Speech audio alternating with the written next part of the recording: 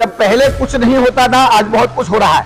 अगर पिछले दिनों में देखें, आप पिछली सरकारों की अगर उपलब्धि के रूप में देखें तो पहले तो खुद तत्कालीन प्रधानमंत्री स्वर्गीय राजीव गांधी जी ने कहा था कि मैं 1 रुपया अगर देता हूं तो 25 पैसे 10 पैसे जाकर के आम आदमी को मिलते हैं। लेकिन आज कम से कम ये गारंटी है कि प्रधानमंत्री अगर 1 रुपया देते हैं, 3000 रुपया अगर देते हैं, सिलेंडर अगर देते हैं, अगर किसान को 6000 रुपया रिलीज कर रहे हैं तो 6000 का 6000 किसान के खाते में जा रहा है। इसका मतलब यह है बीच की दलाली पूरी तरह खत्म हो गई है और एक अच्छा सिस्टम देश में डेवलप हुआ है और जिसके लिए जो योजना बनाई जा रही है उसका लाभ उस तक पहुंचाने का हर संभव प्रयास हो रहा है।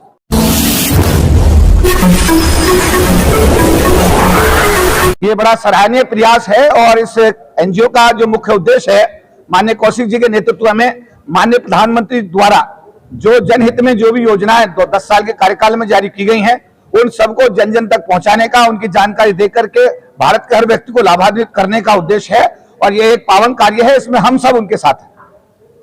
ये 16 योजना स्कीम है, 16 स्कीम है प्रधानमंत्री। आप जानते हैं कि अधिसूचना जारी होने के बाद में इवन सरकार भी कोई इनिशिएटिव नहीं ले सकती और जब कोड ऑफ कंडक्ट लागू हो जाता है तो संविधान में जो प्रावधान है उसके तहत ही कार्रवाई। लेकिन उसके बाद में जब मई में नई सरकार बनेगी और सरकार बनने के बाद में फिर देश के अंदर कोड ऑफ कंडक्ट खत्म हो जाएगा तो उसके बाद में ये एनजीओ इसी काम को जारी रखेगा।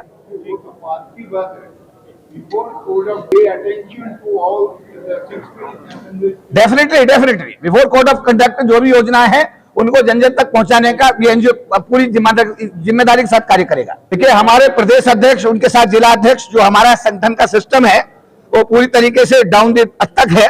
उनके माध्यम से हम देश के गांव तक अपने इस एनजीओ के माध्यम से, अपने पदाधिकारियों के माध्यम से प्रधानमंत्री की योजनाओं को नीचे तक पहुंचाने का असंभव प्रयास करेंगे। देखिए, ये कार्य सरकार का है, इस एनजीओ का कार्य तो इतना है कि जो प्रधानमंत्री की योजना है उनको जन जन तक पहुंचाया जाए, उनका लाभ आम आदमी तक सुनिश्चित हो और अगर कहीं कोई गड़बड़ी होती है उसका काम देखना सरकार का, प्रशासन का काम है, वो एनजीओ का काम नहीं है। आपके पदाधिकारी शिविर लगाएंगे गांव या शहरों में? डेफिनेटली जो भी रास्ते हम अख्तियार कर सकते हैं उनके जाकर बीच में उनका मीटिंग लेंगे, हम शिविर लगाएंगे, उनको जानकारी देंगे, सोशल मीडिया के माध्यम से जानकारी देंगे, हर संभव कोशिश करेंगे कि प्रधानमंत्री जी की योजना आम आदमी तक पहुंचे। जब पहले कुछ नहीं होता था, आज बहुत कुछ हो रहा है।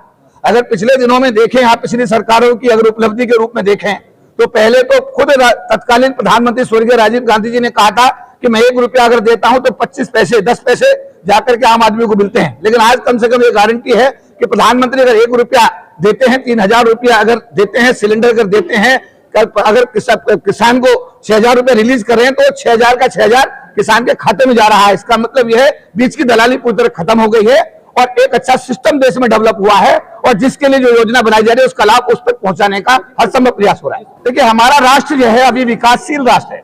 हम अमेरिका की तरह विकसित राष्ट्र नहीं है जो हर आदमी गरीबी की रेखा से ऊपर आ गया है। प्रधानमंत्री जी की कोशिश ये है कि आने वाले दिनों में ये देश जो विकासशील राष्ट्र है वो विकसित राष्ट्र बने। अमेरिका की तर्ज पर ये एक विकसित राष्ट्र बनेगा और सारे देश के नागरिक जब गरीबी की रेखा से ऊपर आएंगे तो सबके सिलेंडर भरने के उनके लिए पैसा भी होगा, इलाज के लिए पैसा होगा, उनके पास गाड़ी भी होगी, घर भी होंगे। लेकिन उसके लिए एक समय सीमा जो अभी कहा जाता है कि 70 साल में जो नहीं हुआ वो 10 साल में कैसे संभव है, लेकिन फिर भी 10 साल में जो हुआ है अपने आप में ऐतिहासिक है। जी, हमारा मेन मकसद जो है गरीब तक पहुंचना है और उसमें हम काफी कामयाब भी हो रहे हैं। लेकिन कुछ दिक्कतें भी हैं जो हमारे सामने आती, जैसे आपने बताया कि भाई गरीबी एक दिमाग में भर दिया गया है ये कि भाई गरीब है, गरीब है, गरीब है। देखिए, अब से 15 साल पहले, 20 साल पहले एक मजदूर को 200-250 रुपए मिलते थे, आज 900 रुपए मिलते हैं भैया। 900 रुपए दिहाड़ी मिलती है, गांव में भी 700-750 रुपए दिहाड़ी मिलती है। तो आप ये एक दिमाग में सेट किया जा रहा है कि परेशानी है, गरीबी है, गरीबी है। गरीब नहीं है, नहीं, गरीब तो है ही है, गरीब तो है, लेकिन जो ये कह रहे हैं कि भाई अब ये नहीं कर सकते, मैं ये नहीं कर सकते, ऐसा नहीं कर सकते, ऐसा नहीं है, इतना नहीं है। गरीब तो 30% ऐसे जिसमें एक टाइम में खाना नहीं मिलता। प्रधानमंत्री जी ने 5 साल की योजना बनाई है दोबारा से कि राशन बांटा जाएगा दोबारा से। जी जी जी, तो ये बंद कर देना चाहिए, चालू रहना चाहिए? ये तो चालू रहेगा जी, तो चालू रहना चाहिए। तो ये अमीरों के लिए, गरीबों के लिए सर? देख, गरीबों के लिए है। सब कहाँ से आज लोग पहुंचे? हमारे 13 प्रदेशों के प्रदेश अध्यक्ष हैं और करीब 20 प्रदेशों से जो हमारे प्रदेश के मेंबर हैं वो आए। इसमें 2 बातें हैं। इस बात से इनकार नहीं कर सकते कि भारत में गरीब समाज बहुत ज्यादा है। जैसे मैं अगर अपने समाज की बात करूं तो दो तरह की गरीबी है, एक सामाजिक एक आर्थिक। तो मेरा समाज जिससे मैं आता हूं तो आर्थिक समस्या से तो जूझता ही है, सामाजिक समस्या से भी जूझता है। उसे जातिगत आधार पर प्रताड़ना का शिकार होना पड़ता है। इस बात से इनकार नहीं किया जा सकता कि इस देश में जातिवाद नहीं है, जातिवाद चरम सीमा पर है। तो दोनों समस्याएं इस देश में आज भी कायम है। सरकार की कोशिश है कि आने वाले दिनों में इन समस्याओं से उभरा जाए और हर व्यक्ति को सम्मान से, स्वाभिमान से और आर्थिक आजादी के साथ जीने का अवसर मिले। और हमें विश्वास है कि माननीय प्रधानमंत्री नरेंद्र मोदी जी, जो कि खुद ओबीसी समाज से आते हैं, दूसरी पिछड़ी जाति से बिलोंग करते हैं, वो गरीबों के दर्द को भली भांति समझते हैं और वो इस कार्य को निश्चित रूप से आने वाले दिनों में पूरा करेंगे। देखिए, ऐसा है, चुनाव में खड़ा होना या ना होना ये बहुत छोटी बात है।